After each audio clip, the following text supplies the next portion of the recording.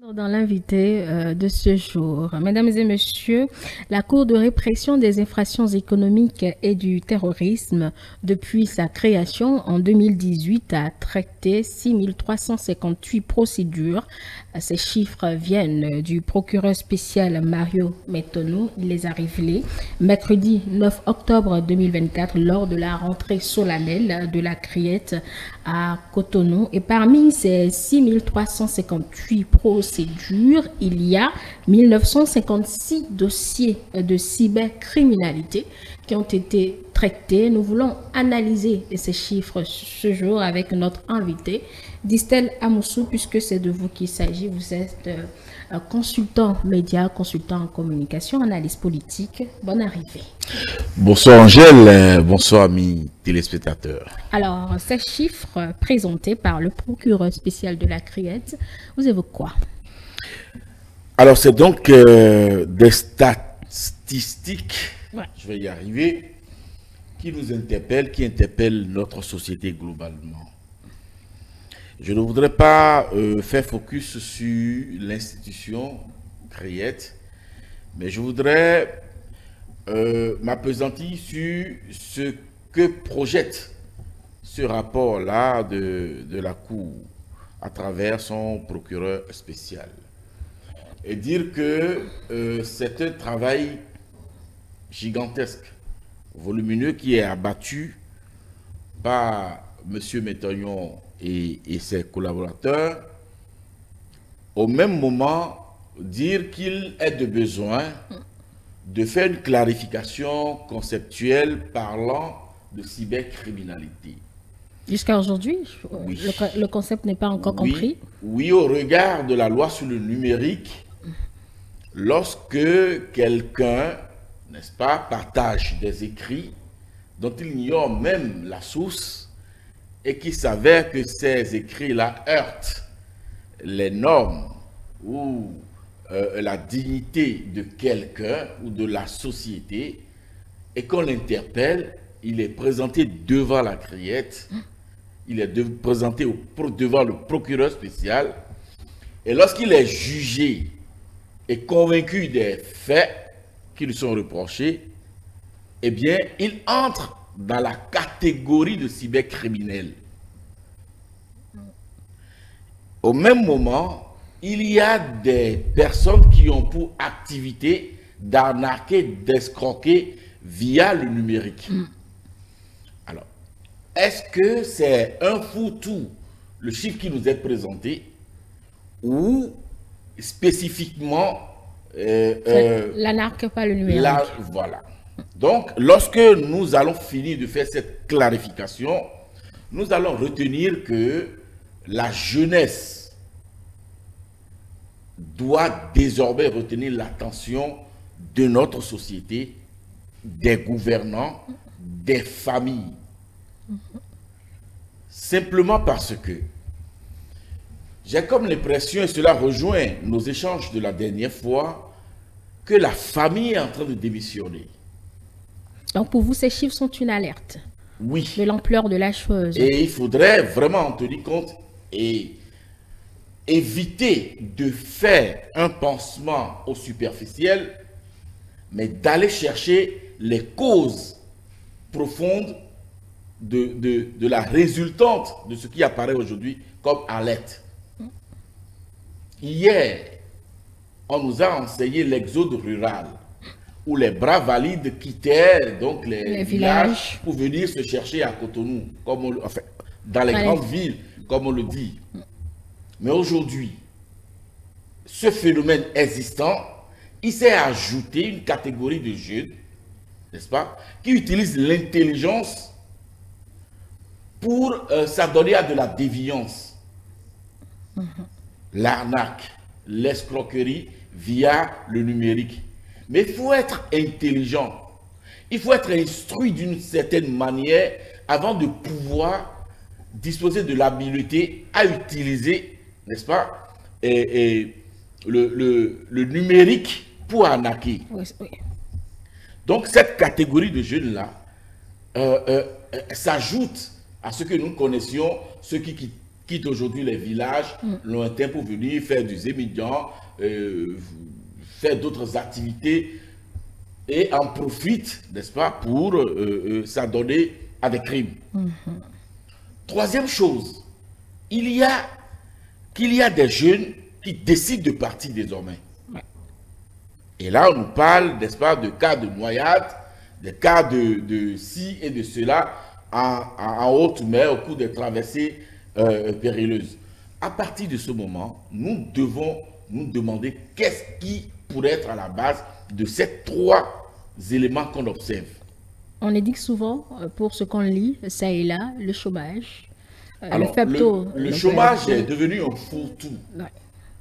Et je ne voudrais pas m'attarder sur la clarification conceptuelle à ce niveau-là pour dire qu'est-ce qu'on appelle chômage, qui est chômeur. Bon, je pense Mais faudrait-il déjà qu'on dote cette jeunesse-là d'une formation? Quand je dis formation, je parle de la formation technique et professionnelle. Il faut que les mains, les pieds apprennent à faire quelque chose à la suite du cerveau. Mais lorsqu'on a fini de produire, lorsqu'on a fini d'amener ces jeunes-là dans un atelier, qu'on leur a donné une formation et qu'ils ont produit, il faudrait que les gouvernants, l'État, la société acceptent de consommer les fruits de cette production, de les préférer aux produits venus d'ailleurs. L'État ne peut pas tout consommer non plus, dit Stella Moussou. Je ne parle pas de l'État, je parle de notre société. D'accord. Que notre société, après, et justement nous sommes dans le mois du consommation local. Mais cela m'a fait bizarre lorsque j'ai vu le ministre du Commerce, le ministre... Shadia Chouma. Non, pas lui. Le ministre des petites et moyennes entreprises, Modeste Kérékou, venir en costume, parler de qualité de production et de pousser les artisans à la perfection dans leur production. Bon, ça c'est un autre débat. Je dis, c'est de la pédagogie. Tout le monde sait que je n'ai rien contre le ministre. Mais c'est de la pédagogie. Nous produisons du coton ici, aujourd'hui. Nous avons Glodibé qui fait des merveilles. Les autorités, il faudrait qu'elles commencent déjà par porter, ne serait-ce que les polos et les t-shirts de Glodibé. Made in Benin. Il ne va pas porter ça tout le temps non plus. Il faut déjà qu'on commence. Pourquoi est-ce que la vice-présidente du Bénin, Madame Talata, pour qui j'ai beaucoup d'admiration et beaucoup de respect, pourquoi est-ce que depuis qu'il a été porté à ce poste-là, je ne l'ai pas vu porter autre chose que le canevas? Revenons à notre sujet. Qu'elle valorise. Sans nous en éloigner d'Estelle Amosso. C'était une question pour dire que lorsqu'on a amené donc ces jeunes-là à produire, il faudrait que le marché puisse consommer, que l'État s'organise à leur offrir le marché de consommation. Voyez-vous, ce n'est que comme ça que nous allons faire pression sur le cercle familial, à reprendre en main l'éducation.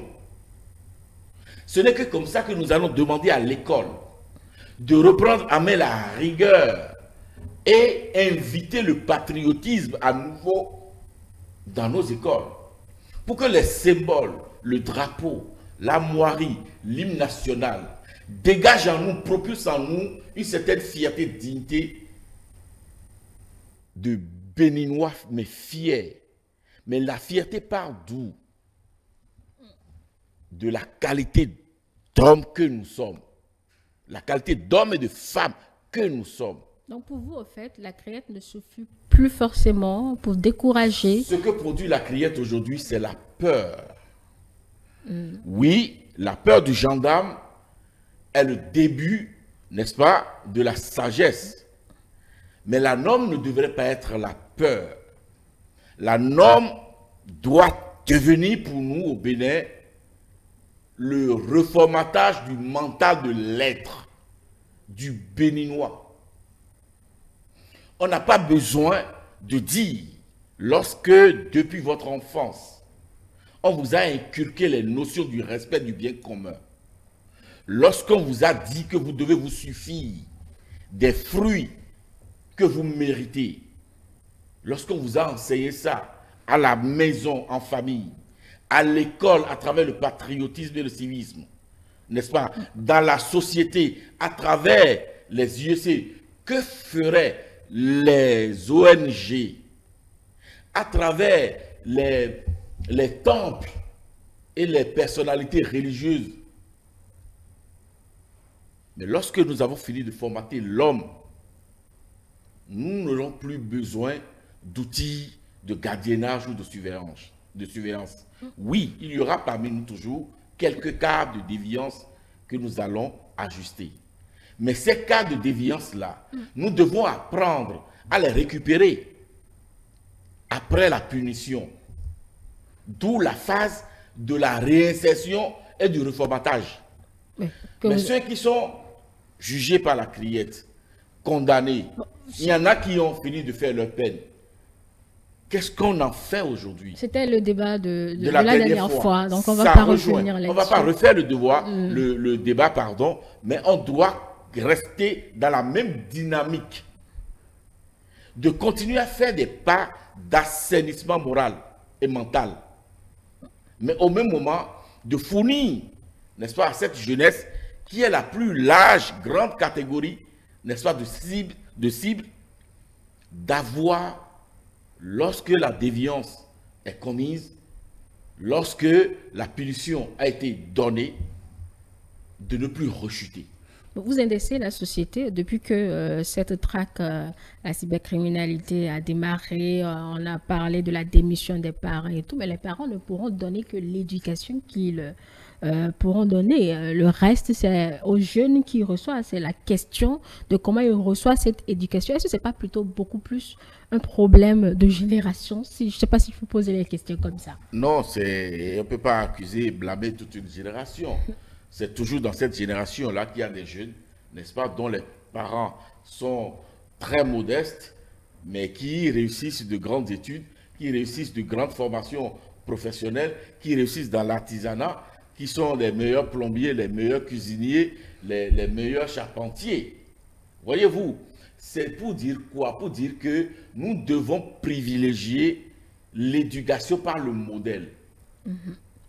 Convoquer le modèle dans nos familles, dans nos sociétés. Toi, père, ton salaire avoisine 380 000 en tant qu'agent permanent de l'État. Mais tu vas te louer une maison de 400 000, de 500 000, de 600 000 parce que tu as envie d'avoir le confort, tout le luxe. Et au même moment, avec ces 3 enfants et ton épouse, avec tes 3 enfants et ton épouse, tu vas te taper 2 maîtresses dehors.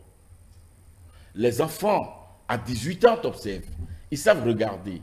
Ils savent comment maman s'échine pour que tout le monde mange à la maison. Mange à la maison. Mais toi, mère, tout le monde sait que tu travailles quelque part dans le privé où tu es ménagère et que tes revenus avoisinent maximum 200 000 francs le mois.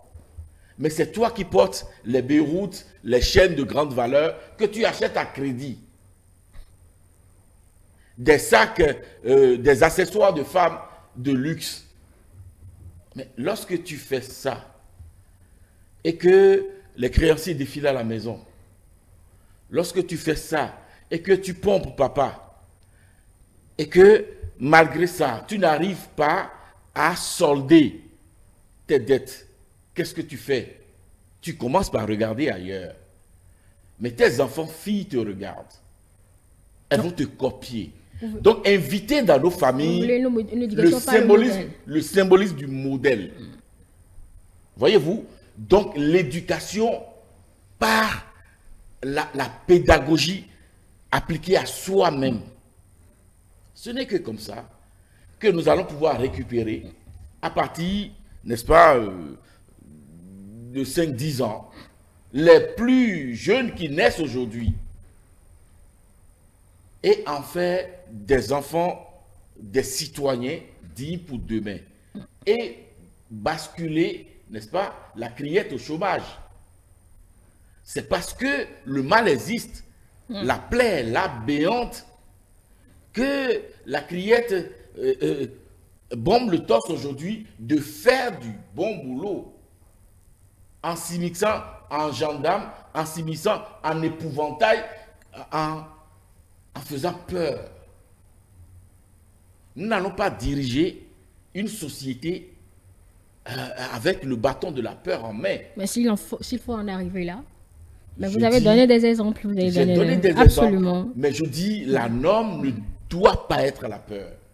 La norme doit être le formatage de l'homme, du citoyen de demain. Parce que lorsqu'il y aura corruption, lorsqu'il y aura escroquerie, arnaque, c'est l'image du pays qui reçoit un coup. C'est la peur que nous donnons aux investisseurs. Alors que nous avons besoin d'eux, n'est-ce pas, pour de grands projets de développement. Le Bénin n'a pas de ressources minières.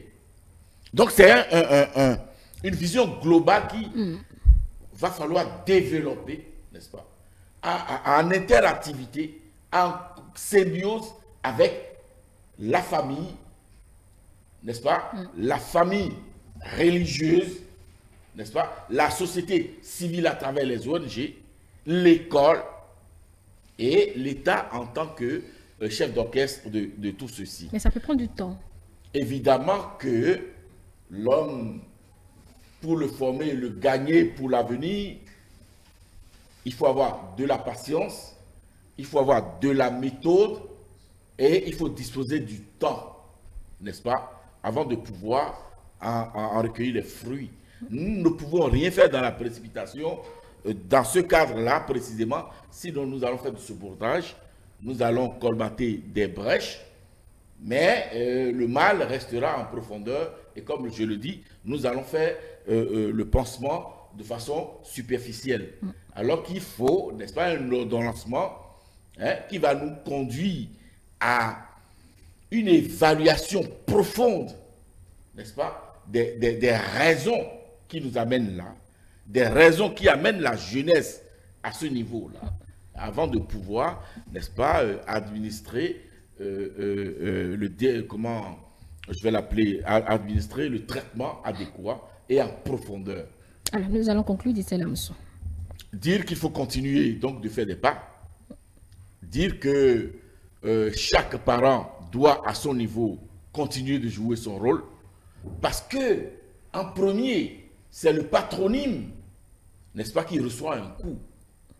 Et ce patronyme-là, ce n'est pas le seul enfant qui se retrouve en porte-à-faux avec la loi qui le porte. Il a des frères, il a des sœurs. Et son père même ne doit pas être fier de lui, ne devrait pas être fier de lui. À partir de ce moment-là, chacun doit pouvoir se dire, je porte un nom. Et ce nom-là, j'ai pour obligation de le garder, n'est-ce pas, digne, afin de pouvoir le céder, n'est-ce pas, à ma progéniture. Donc la responsabilité est partagée entre la famille, la société église, n'est-ce pas, la société à travers les ONG, l'école, et puis l'État en tant que chef d'orchestre. Parce qu'on dit que la société corrompt. Mais mon souhait, c'est que cette corruption-là soit positive pour l'image de notre pays et le développement de notre pays. Merci à vous, C'est moi qui vous remercie.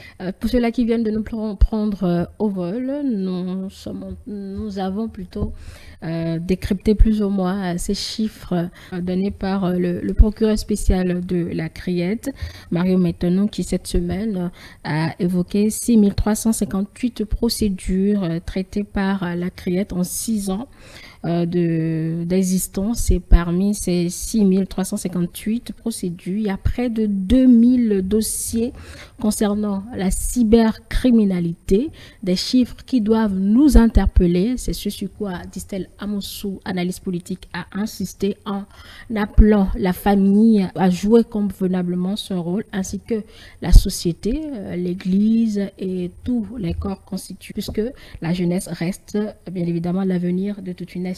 Ainsi prend fin donc cette rubrique que nous vous remercions d'avoir suivi. Nos programmes se poursuivent, mesdames et messieurs.